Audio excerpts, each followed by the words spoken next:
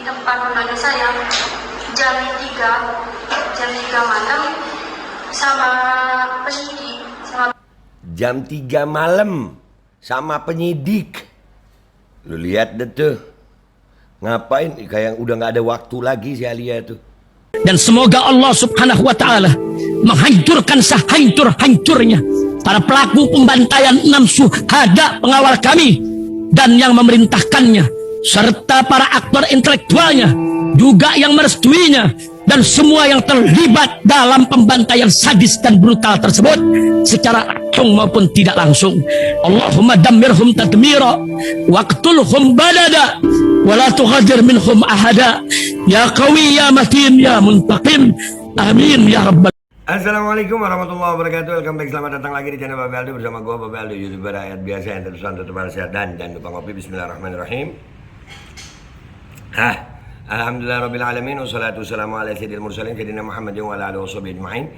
Rabbi shrah li sadri wa yassir li amri wa hlul 'uqdatam min lisani yafqahu qawli bi Nabi wa ali. Salam revolusi akhlak, semangat revolusi akhlak. Semoga akhlak kita jadi lebih baik hari ini dibanding kemarin. Panjang umur, perjuangan, merdeka, Allahu Akbar. Salam sejahtera bagi seluruh rakyat Indonesia dimanapun kalian berada. Semoga kalian semuanya dalam keadaan sehat walafiat, tidak kurang suatu apapun. Dan mudah-mudahan kalau ada yang sakit dari kalian itu menjadi sakit menghapus dosa, penambah pahala, sakit yang insya Allah segera disehatkan oleh Allah Subhanahu Wa Taala dalam sehat yang manfaat. Amin ya rabbal alamin. Oke guys, konten kita kali ini, alhamdulillah kemarin telah terjadi konferensi pers yang dihadiri oleh beberapa rekan wartawan ya, baik media online, media cetak, juga ada media televisi. Yang kita mau bahas di sini nanti kalian akan lihat bagaimana suasana itu dan beberapa media yang ikut menyiarkan memberitakan tentang hal ini. Intinya alhamdulillah kami gua sebagai juru bicara dari para santri dan ustazah yang disebut korban dalam kasus Kiai Fahim itu sekarang merasa bersyukur. Terima kasih buat rekan-rekan wartawan. Kenapa bersyukur? Karena pemberitaan sudah mulai berimbang, dan khususnya juga buat Jawa Post TV yang kita akan reaksi habis gini bagaimana isi beritanya. Alhamdulillah berita-berita itu sekarang mulai berimbang. Intinya para korban ini itu akan melakukan lapor balik terhadap pelapor Kiai Fahim. Kita sekarang masih mengumpulkan bukti-buktinya. Dan ini hasil liputan kami selama di sana dan juga kita langsung ke reaksi. Nah, ini alhamdulillah kita sudah di postingan YouTube-nya Jawa Post ya. YouTube-nya Jawa Post TV, tak terbukti korban pencabulan 3 santriwati lapor balik ya. Kita dengarkan dulu nih liputannya Jawa Post. Makasih Jawa Post. 3 orang santriwati dan seorang ustazah dalam dakwaan dugaan pencabulan Ustaz Muhammad Fahim Mawardi atau Kiai Fahim, pengasuh pondok pesantren di Jember, berencana melaporkan balik pelapor yang juga istri dari sang kiai. Ancaman lapor balik ini diungkapkan lantaran keempat wanita yang dalam dakwaan disebut korban pencabulan nyatanya tidak terbukti dalam fakta persidangan. Nah, ini konferensi pers kemarin ya guys. Alhamdulillah diliput oleh beberapa wartawan dan alhamdulillah berjalan lancar, dan alhamdulillah ini pemberitaannya. Ini sekaligus melawan framing-framing media yang terjadi terhadap kasus Kiai Fahim, dan ini termasuk langkah hukum kita bahwasanya keempat orang yang disebut korban ini akan berencana untuk melapor balik si pelapor. Jangan enak-enakan aja lu gitu. Buntut vonis 8 tahun penjara dan denda 50 juta rupiah pada terdakwa pengasuh ponpes di Jember, Jawa Timur dalam kasus pencabulan. Paralegal 3 orang santriwati dan seorang ustazah dalam dakwaan dugaan pencabulan Ustadz Fahim, pengasuh pondok pesantren di Jember, berencana melaporkan balik pelapor yang juga istri dari sang kiai. Pelaporan tersebut lantaran kekecewaan dari 3 orang santriwati ponpes yang dalam dakwaan tersebut sebagai korban pencabulan. Namun dalam amar putusan hakim Pengadilan Negeri Jember, dakwaan sebagai korban pencabulan tersebut akhirnya tidak terbukti. Selain itu, dalam perkara ini awalnya juga disebut ada belasan korban. Namun hingga dalam dakwaan persidangan, korban disebut hanya 3 santriwati dan seorang ustazah. Namun waktu masuk agenda vonis, korban tinggal 1, dan itu bukan santriwati. Tak lain adalah ustazah dengan usia 20 tahun, dan amar putusannya persidangan tidak terbukti adanya pencabulan. Lapor datang ke pondok waktu itu tengah malam Saya kan dibawa pulang oleh Bu Nyai, ada permasalahan mungkin. Terus pelapor datang ke pondoknya saya, di tempat pondoknya saya, jam 3 malam sama penyidik. Jam 3 malam sama penyidik. Lu lihat deh tuh. Ngapain? Kayak udah nggak ada waktu lagi si Alia tuh. Jadi dipaksa untuk menjadi saksi. Dipaksa untuk menjadi saksi. Menjadi saksi apa? Saksi korban. Saksi korban. Kenapa Ustazah Alisa mau? Saya tidak bilang mau, tapi langsung aja dibawa. Kenapa Ustazah mau? Enggak, saya nggak bilang mau, tapi langsung aja dibawa. Pelan-pelan akan kebongkar semuanya sayang. Semua akan kebongkar. Yang hak itu tetap hak. Iya. Terus setelah itu gimana kemudian? Sampai ke kantor polisi sudah ditanya-tanya atau gimana? Sampai kantor polisi itu jam 9 dibawa untuk melakukan visum. Sampai jam sore setelah maghrib, setelah sholat maghrib langsung di BAP sampai jam 1 malam. Tanpa pendampingan orang tua. Tanpa ada orang tua di luar, tapi tidak masuk ke Atau diarahkan gitu, jawab sesuai pertanyaan semua aja yang begini atau gimana gitu. Awalnya saya menjawab seperti yang terjadi sebenarnya.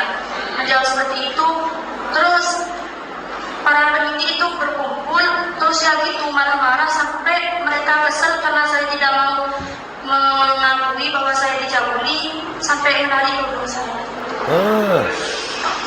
Nah, itu ya. Jadi awalnya memang ini sesuai dengan fakta persidangan. Ini juga diceritakan di persidangan. Yang ini menjadi tanda tanya besar. Kenapa majelis hakim mengabaikan ini? Kenapa majelis hakim tidak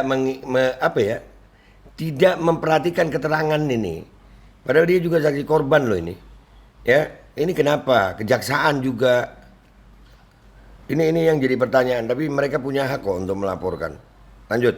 Kalau kamu tidak mau menandatangani surat ini atau BAP ini, kamu akan hubungi halaman kamu. Teman-temannya sudah mendatangi. Teman-temannya semua sudah menandatangani semua BAP. Nah ini udah biasa itu permainan di penyidik ya. Teman-temannya sudah tanda tangan ini. Ya teman-temannya udah tanda tangan. Kamu kok belum mau mengakui? Dan di situ sudah betul. Tapi kenapa pengira itu ada kata-kata cabul? Karena tidak terima. Ada kata-kata cabul. Sampai Kamila pernah dicium, katanya pernah dipeluk. Nah. Pernah didekatkan dengan Buya. Karena itu semua tidak benar. Tapi Ya itu semua tidak benar. Dan ini membantah berita-berita di luar yang mengatakan bahwasannya istrinya punya rekamannya apa semua. Mana itu? Mana? Ini pernyataan korban, bukan pernyataan istri. Kalau istri itu memang udah banyak istri pengkhianat. Istri Nabi Nuh aja berkhianat, istri Nabi Lut aja berkhianat. Apalagi cuma istrinya dia. Kesian korban ini nah. semua polisi berkumpul. Kalau Kamila tidak mau menandatangani BAP ini, Kamila akan dihubungi halaman penjara.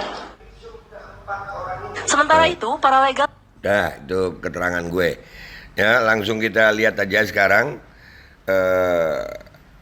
beberapa media yang ikut memberitakan ya tentang ini, yang kemarin ikut di konferensi pers. Semua rekan-rekan media kami mengucapkan terima kasih. Dan ini gue lampirin video singkat dari kita kemarin di sono, keterangan singkat di sono, dan beberapa media yang sudah menayangkan konferensi pers kita ini. Artinya apa? Kita tetap akan melakukan upaya hukum. Sekali lagi, perlawanan yang akan kita lakukan adalah perlawanan sesuai dengan hukum yang berlaku di Negara Kesatuan Republik Indonesia. Kami tidak rela, kami tidak rela Indonesia hukum di Indonesia seperti ini. Kami nggak mau itu. Kami nggak mau hukum Indonesia seperti ini. Kami mau hukum Indonesia itu seadil-adilnya, sebenar-benarnya. Bukan kebenaran itu tergantung framing. Dan buat kumparan dan liputan 6, kami tetap akan melakukan upaya hukum untuk kalian. Terima kasih. Nih guys, langsung simak. Ya, untuk masalah Kiai Fahim tadi. Ya, jadi ini konferensi pers ini bukan untuk Kiai Fahim sebenarnya. Untuk keempat korban, ya, keempat korban. supaya nama keempat korban ini benar-benar bersih. Jangan lagi ada pemberitaan supaya penyeimbang aja mas. Nah ini minta maaf di sini kalau ada rekan-rekan yang tahu, saya sebutkan aja ada 2 media yang kami sudah menggunakan hak jawab kami. Ya, yang pertama Kumparan dan Liputan 6. Ini media besar. Ya, kami juga menyesalkan juga padahal Kumparan dan media Liputan 6 itu media besar yang kami rasa mestinya sangat nggak mungkin lah masa wartawan Kumparan sama Liputan 6 nggak bisa bedakan frasa santri sama ustadzah itu. Ya, itu kami baca jelas bahwasanya terbukti mencoba mencabuli santriwati. Nah ini itu kata-kata yang tendensius, hoax itu. Ya, dan itu kami sudah menggunakan hak jawab kami sebenarnya. Sudah, nah, lagi proses juga itu. Gitu. Tidak lagi teman-teman yang mau ditanyakan? Sudah paham ya? Apa yang dijelaskan dan rehabilitasi terbaik daripada fitnah. Ya, jadi alhamdulillah karena sudah kami. Oke, ya. Yang Ustazah ini visum juga. Visum. Loh, tapi kok dinyatakan hakim itu ya? Nah, itu yang jadi pertanyaan makanya. Cabul. Nah, itu yang Bukti visum itu ada di fakta persidangan. Bahkan rekan-rekan saya bisa bagikan nanti itu PDF tuntutannya di situ terbukti. Untuk proses visum, mereka dilakukan visum itu Januari. Ya. Enggak yang Ustazah. Semua Pak. Karena yang 3 ini memang Semua. Saya bicara ini semua. Mereka bareng. Sama-sama. Iya. Visum itu kami dapat hasil visumnya. Ini juga cukup janggal karena pengacara kami beberapa kali meminta hasil visum. Di bulan Februari nggak dapat, di bulan Maret nggak dapat. Kami tahu hasil visum itu di waktu persidangan. Di saat berkas dakwaan itu kami terima. Alhamdulillah negatif. Ya, jadi visum itu ada di berkas dakwaan, di berkas tuntutan juga ada. Di berkas tuntutan juga ada. Jadi keempat-empatnya tidak ada tanda kekerasan seksual, tidak ada selaput himen yang pecah, yang robek, selaput keperawanan masih utuh. berarti cuma kesimpulan karena sering pernah ketemu di situ gitu. Kalau dari saksi korban, kan ini pelapornya saksi pelapor ini Alia ya Pak? Iya. Bapak kalau melihat dari fakta persidangan Bapak akan ketawa karena dia merasa cemburu karena Fahim sering ngasih uang ke anak-anak. Iya. Iya. Lah iya, cuman itu. Bahkan yang di awal dikatakan ini perlu juga disampaikan. Ada bukti rekaman video, rekaman suara, itu semua di fakta persidangan tidak terpakai. Karena itu di awal-awal yang meminta tentang ada rekaman video, tidak ada. Rekaman suara pun terpatahkan di mana? Di fakta persidangan. Begitu Pak. Mungkin hanya untuk pencerahan saja dalam Islam karena ini bukan tidak akan ada kaitannya dengan Fahim, tapi mau tidak mau pasti Iya. pernah terjadi pada masa Sayyidina Ali bin Abi Thalib Amirul Mukminin, beliau jadi khalifah. Lalu beliau barangnya diambil sama seorang Yahudi, baju perangnya. Majulah dalam persidangan. Pada saat persidangan Ali bin Abi Thalib sebagai khalifah ditanya, ya khalifah ya Amirul Mukminin, kalau kamu mengatakan baju yang dipakai Yahudi, baju perang punya, saksinya siapa? Mengatakan Hasan dan Husain anaknya. Katanya hukum Islam tidak bisa diterima. Kebetulan hakimnya ini adalah santri dari Ali bin Abi Thalib. Akhirnya karena bukti persidangan tidak ada, si Yahudi yang betul-betul pencuri, walaupun Sayyidina Ali mengatakan itu bajunya Sayyidina Ali, maka si Yahudi ini dibebaskan. Yang cukup menakjubkan dari sikap Sayyidina Ali bin Abi Thalib sujud syukur, merasa sukses mendidik seorang santrinya. Alhamdulillah. Yang ingin saya sampaikan, ya maaf saya bukan mengancam, tidak. Kalau supaya saya, bagi antum yang punya kemampuan tidak berbuat, saya tidak berbuat, Mas Andri tidak buat, kiai-kiai di samping saya tidak buat, termasuk masing-masing tidak berbuat.